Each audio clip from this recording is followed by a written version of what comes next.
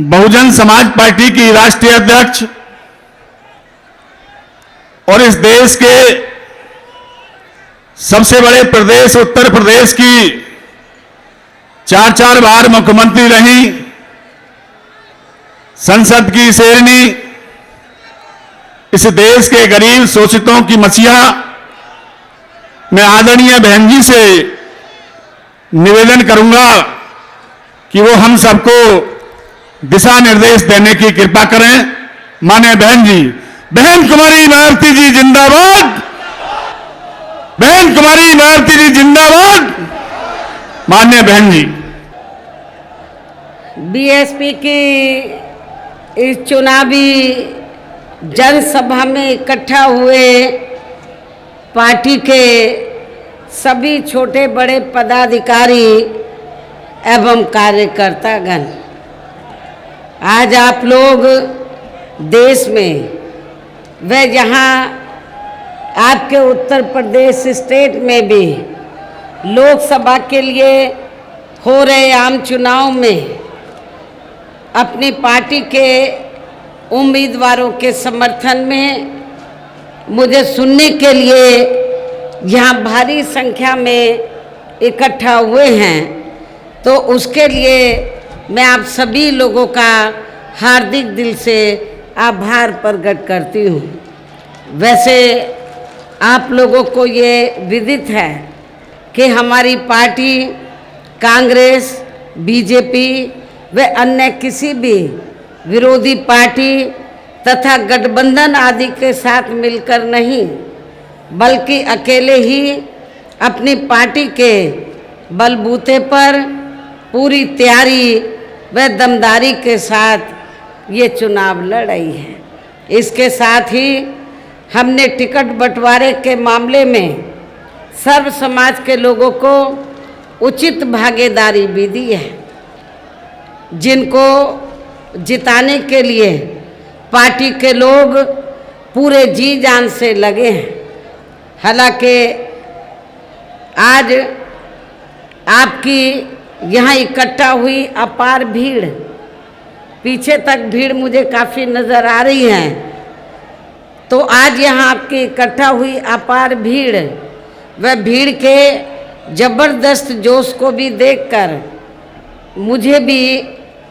ये काफ़ी हद तक का भरोसा हो गया है कि पिछली बार की तरह इस बार भी आप लोग अपने प्रदेश से या लोकसभा चुनाव में अपनी पार्टी का बेहतर रिजल्ट जरूर लाएंगे। इसके लिए अब मैं आप लोगों का ध्यान कुछ ज़रूरी बातों की तरफ दिलाना चाहती हूँ, और इस संबंध में विशेषकर मैं कांग्रेस, बीजेपी व इनके अन्य सभी सहयोगी दलों के बारे में ये कहना चाहूँगी कि आज़ादी के बाद शुरू में केंद्र व देश के काफ़ी राज्यों में भी ज़्यादातर सत्ता यहाँ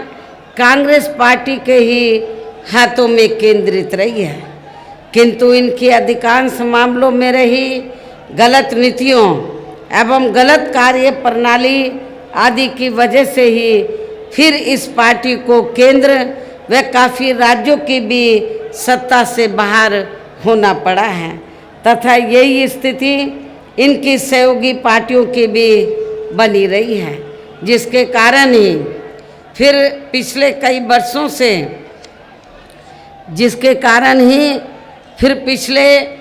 वर्षों से भारतीय जनता पार्टी व इनके सहयोगी दल केंद्र एवं काफ़ी राज्यों की भी सत्ता में काबिज हो गए हैं, लेकिन इनकी भी ज़्यादातर रही जातिवादी, पूंजीवादी, संकीर्ण,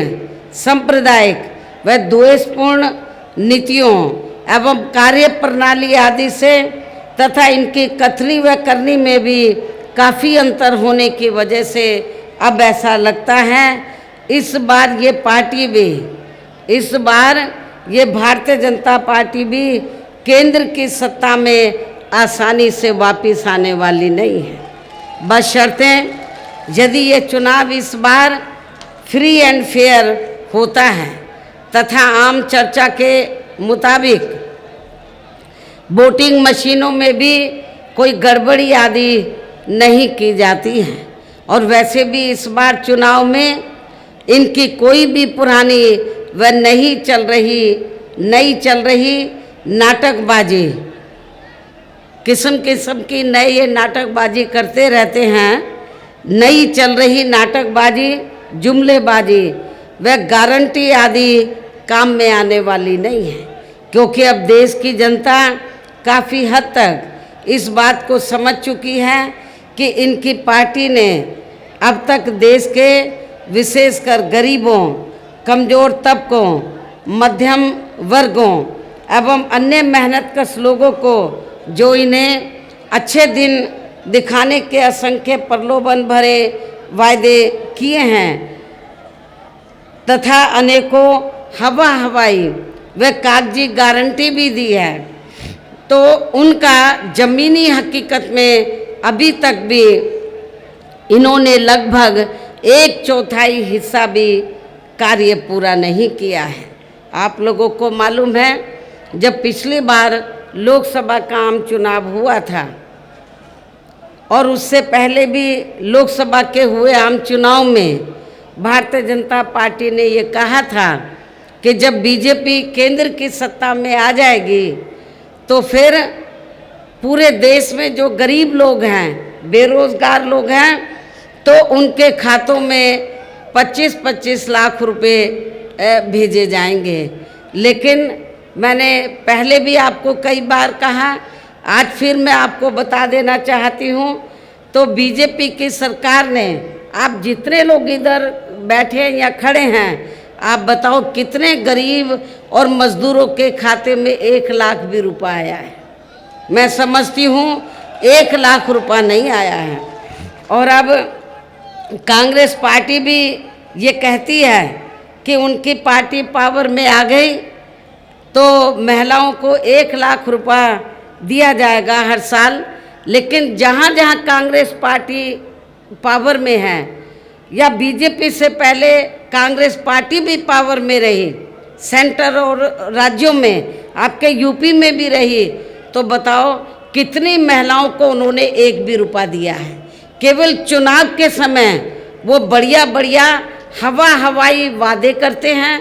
आपको गुमराह करते हैं वायदों की आड़ में। लेकिन आप लोगों को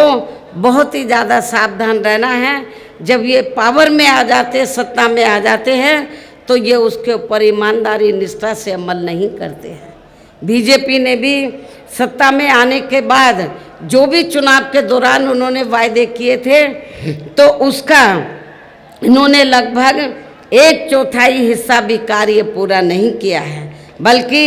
इनके स्थान पर इनका ज़्यादातर समय व ताकत भी यहाँ इनके अपने चहेते रहे बड़े बड़े पूंजीपतियों एवं धन्ना सेठों को ही ज़्यादा से ज़्यादा मालामाल व धनवान आदि बनाने में तथा उन्हें हर स्तर पर छूट देने व बचाने आदि में ही लगी रही हैं, जिनके अधिकांश आर्थिक सहयोग से ही ये पार्टी व अन्य पार्टियां भी अपना संगठन चलाती हैं तथा चुनाव आदि भी लड़ाती हैं, जिसका काफ़ी कुछ खुलासा बॉन्ड की आई रिपोर्ट से भी हो जाता है। इसके साथ ही अब ऐसा लगता है कि कांग्रेस पार्टी की तरह ही बीजेपी ने भी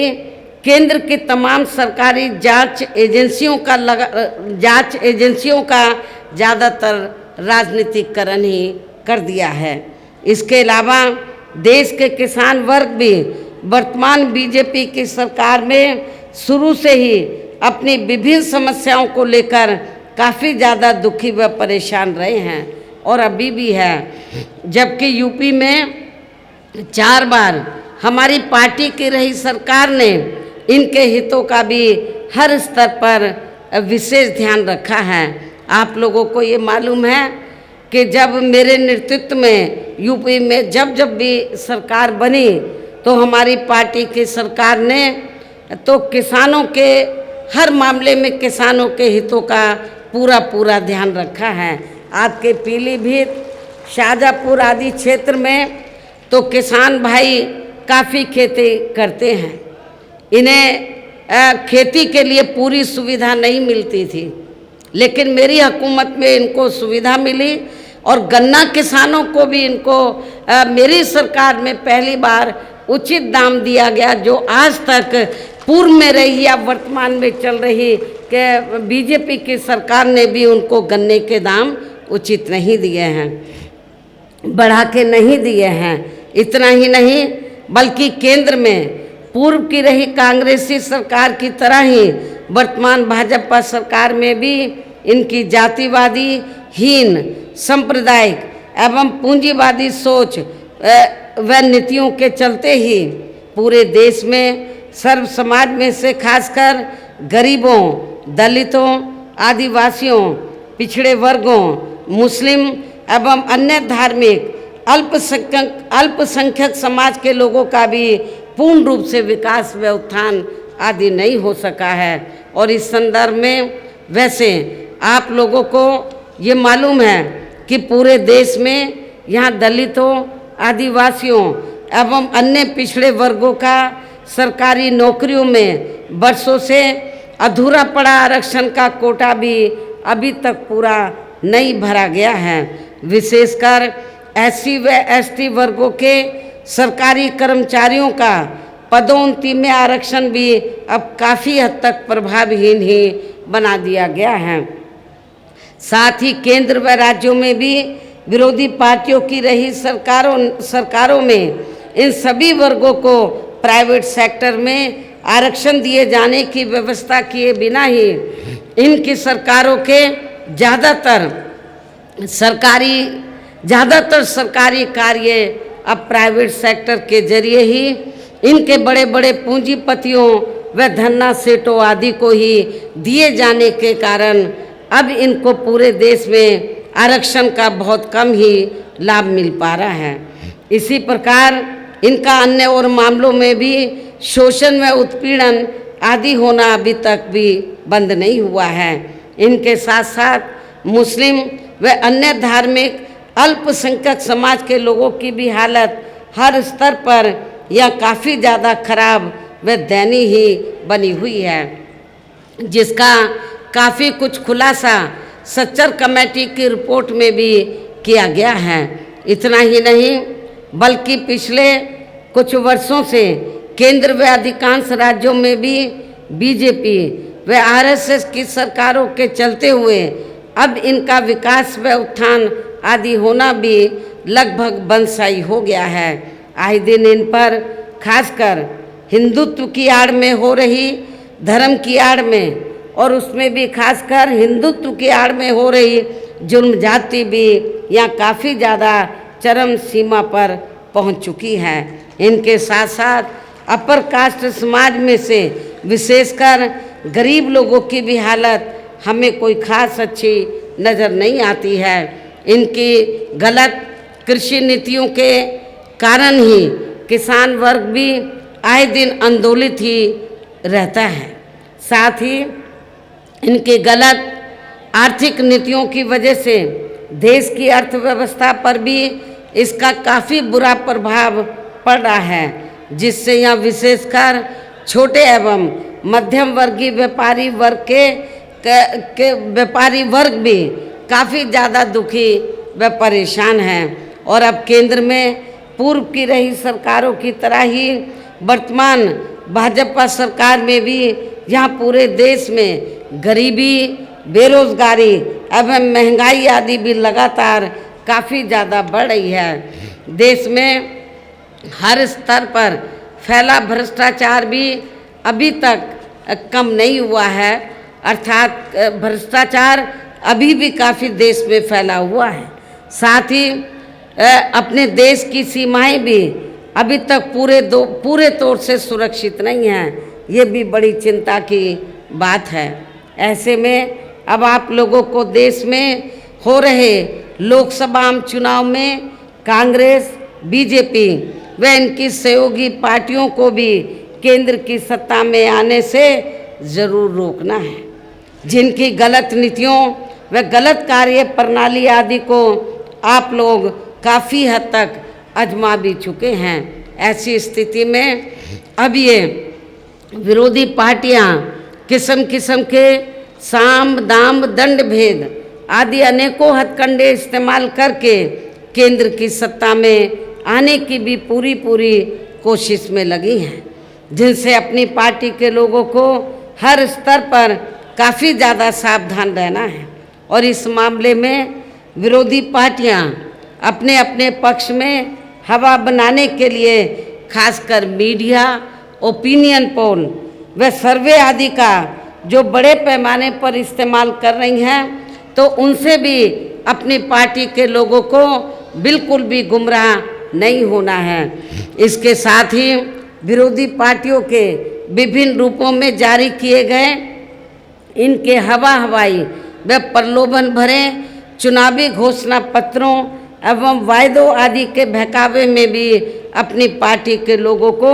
कतई नहीं आना है, जिन्हें ये पार्टियां चुनाव खत्म होने के बाद ज़्यादातर अमल में नहीं लाती हैं, इसको इम्प्लीमेंट नहीं करती हैं, इसको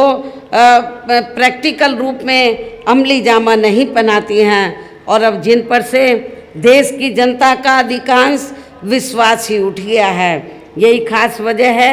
कि हमारी पार्टी किसी भी चुनाव में अपनी पार्टी का कोई भी चुनावी घोषणा पत्र आदि जारी नहीं करती है। वैसे भी हमारी पार्टी किसी भी मामले में कहने में बहुत कम बल्कि कार्य करके दिखाने में ही ज़्यादा विश्वास रखती है। और इस बात का सबसे बड़ा सबूत ये है कि उत्तर प्रदेश में 4 बार हमारी पार्टी के नेतृत्व में रही सरकार ने चुनाव में अपनी पार्टी के बिना कोई जारी किए गए चुनावी घोषणा पत्र के ही प्रदेश व आम जनहित में काफ़ी कुछ ऐतिहासिक कार्य करके दिखाए हैं, जिनके अब देश में अधिकांश पार्टियों की सरकारें काफ़ी उसकी नकल भी कर रही हैं। जबकि इस मामले में हमारी पार्टी का ये कहना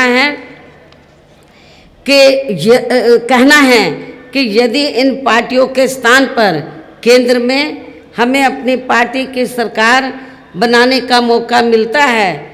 तो तब फिर हमारी पार्टी की बनी सरकार केंद्र में यहाँ अब तक रही सभी विरोधी पार्टियों की सरकारों की तरह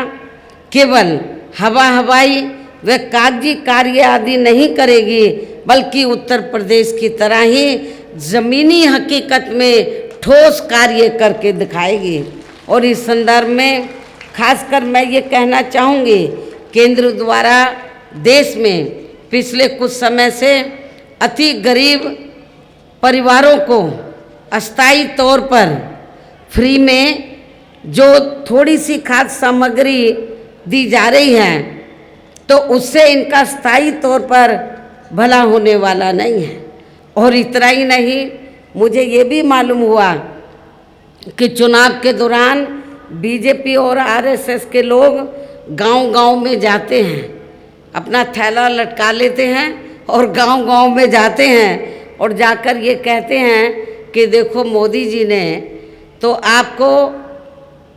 खाद्य सामग्री दी है, दाल दी है,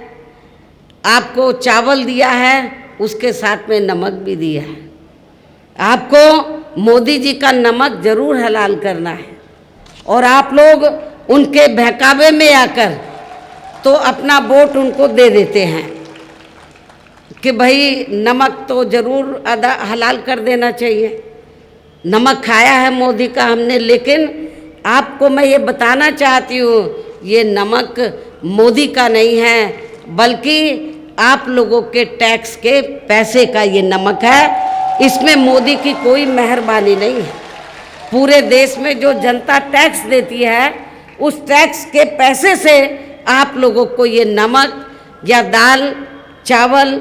या आटा आदि दिया जाता है।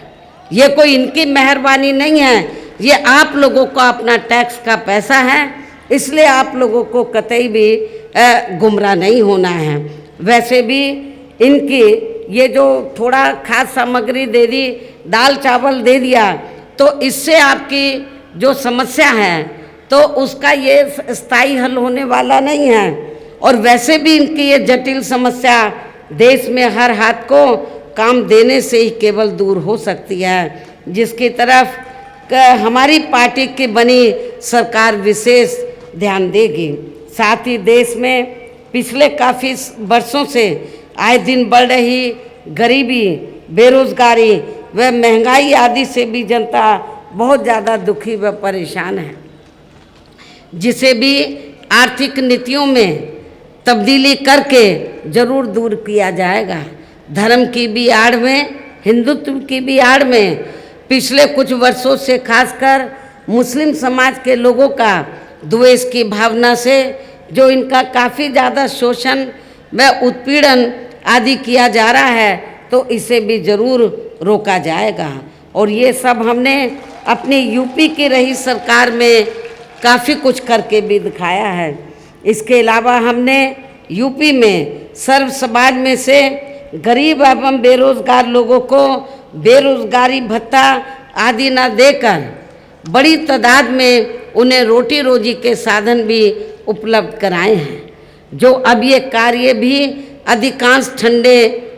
बस्ते में ही पड़े हैं, जिनको फिर सरकार बनने पर प्राथमिकता दी जाएगी। कहने का तात्पर्य ये है कि देश में इस समय हो रहे लोकसभा आम चुनाव में विरोधी पार्टियों के जारी किए गए उनके हवाई व प्रलोभन भरे चुनावी घोषणा पत्रों आदि के बहकावे में अब यहाँ खासकर देश के अति गरीबों, मजदूरों, बेरोजगारों एवं अन्य ज़रूरतमंद लोगों को बिल्कुल भी नहीं आना है। और अब इन्हें ऐसी सभी विरोधी पार्टियों को हर हालत में केंद्र की सत्ता में आने से जरूर रोकना है, जिनकी कथनी व करने में काफ़ी अंतर रहा है तथा जिन्हें ये लोग वर्षों से काफ़ी आजमा भी चुके हैं। ऐसे में अब मेरा यही कहना है कि आप लोगों को अपने खुद के व अपने प्रदेश एवं देश के भी हित में अपने वोटों को यहाँ कांग्रेस, बीजेपी व अन्य विरोधी पार्टियों को न देकर केवल अपनी एकमात्र हितैषी पार्टी बहुजन समाज पार्टी को ही देना है, जो ये पार्टी उत्तर प्रदेश की तरह ही केंद्र में भी अपनी पार्टी की सरकार बनने पर फिर पूरे देश में यहाँ अपनी पार्टी की सर्वजन हिताय व सर्वजन सुखाय की नीतियों पर आधारित ही सरकार चलाएगी। इसके साथ साथ केंद्र से जुड़ी आपके क्षेत्र की जो भी यहाँ स्थानीय समस्याएं होंगी तो उन्हें भी फिर जरूर दूर करने का हर संभव पूरा प्रयास किया जाएगा। इसके साथ ही यहाँ गरीबों, मजदूरों, बेरोजगारों, कर्मचारियों, किसानों, छोटे व्यापारियों एवं अन्य मेहनतकश लोगों के हितों का भी विशेष ध्यान रखा जाएगा। सर्व समाज में से खासकर दलितों, आदिवासियों, पिछड़े वर्गों, मुस्लिम व अन्य धार्मिक अल्पसंख्यक समाज के लोगों के विकास एवं उत्थान के साथ साथ हर स्तर पर इनकी सुरक्षा आदि के लिए भी सख्त कदम उठाए जाएंगे। और तभी ही फिर यहाँ वास्तव में अपने देश के महान संतों, गुरुओं व महापुरुषों में भी विशेषकर महात्मा ज्योतिराव फूले, श्री छत्रपति शाहू जी महाराज, श्री नारायण गुरु, बाबा साहब डॉक्टर भीमराव अंबेडकर एवं मान्यवर श्री कांशीराम जी आदि का अधूरा सपना जरूर साकार हो सकता है, जिनको यूपी में हमारी पार्टी की रही सरकार द्वारा हर स्तर पर पूरा आदर सम्मान दिया गया है। इन्हीं खास बातों के साथ ही अब मेरा देश व आपके स्टेट के भी हित में, आपके क्षेत्र के भी हित में यही कहना है कि हमारी पार्टी ने आपके पीलीभीत लोकसभा की सीट से श्री अनीस अहमद खां उर्फ फूल बाबू को, तो मैं ज़्यादातर इनको फूल बाबू ही बोलती रहती हूँ, पीलीभीत लोकसभा की सीट से श्री अनीस अहमद खां उर्फ फूल बाबू को, शाहजहाँपुर जो सुरक्षित लोकसभा की सीट है यहाँ से डॉक्टर दोदराम वर्मा को, और इसके साथ ही यहाँ पर आपके शाहजहाँपुर में एक ददरोल जो विधानसभा की सीट है वहाँ पे बाई इलेक्शन हो रहा है, उस सीट पर हमने सर्वेश चंद्र मिश्रा को उर्फ धांधू के नाम से वो फेमस हैं, तो इनको चुनाव के मैदान में उतारा है, जो यहाँ आपके सामने मंच पर भी मौजूद हैं। मेरी आप लोगों से पुरजोर अपील है कि बहुजन समाज पार्टी के जो प्रत्याशी आपके सामने खड़े हैं, तो आप लोगों को इनको ज़रूर कामयाब बनाना है, जिसके लिए यह पार्टी के सभी स्तर के छोटे बड़े पदाधिकारी व कार्यकर्ता आदि पूरे जी जान से लगे हैं। और अब आप लोगों को वोट पड़ने वाले दिन यहाँ बीएसपी के अपने इन सभी लोकसभा उम्मीदवारों को अपनी पार्टी के हाथी चुनाव चिन्ह के सामने वाले बटन को दबाकर इनको रिकॉर्ड तोड़ वोटों के अंतर से ज़रूर कामयाब बनाना है। और वोट वाले दिन आप सभी लोग सुबह उठते ही अपने घर में कोई भी काम बाद में करना है, सबसे पहले अपने अपने पोलिंग बूथों पर अपना वोट डालने के लिए ज़रूर जाना है। और इस मामले में हमारी महिलाएं भी पीछे नहीं रहेंगी, जो मुझे सुनने के लिए यहाँ बड़ी तादाद में आई हैं। तो मेरी आप लोगों से पुनः यही अपील है कि बहुजन समाज पार्टी ने तो आपके इन उम्मीदवारों को जो चुनाव के मैदान में उतारा है, तो इनको आप लोगों को अपनी पार्टी के हाथी चुनाव चिन्ह के सामने वाले बटन को दबाकर इनको ज़रूर कामयाब बनाना है। इस पुरजोर अपील के साथ ही अब मैं अपनी बात यहीं समाप्त करती हूँ। जय भीम, जय भारत।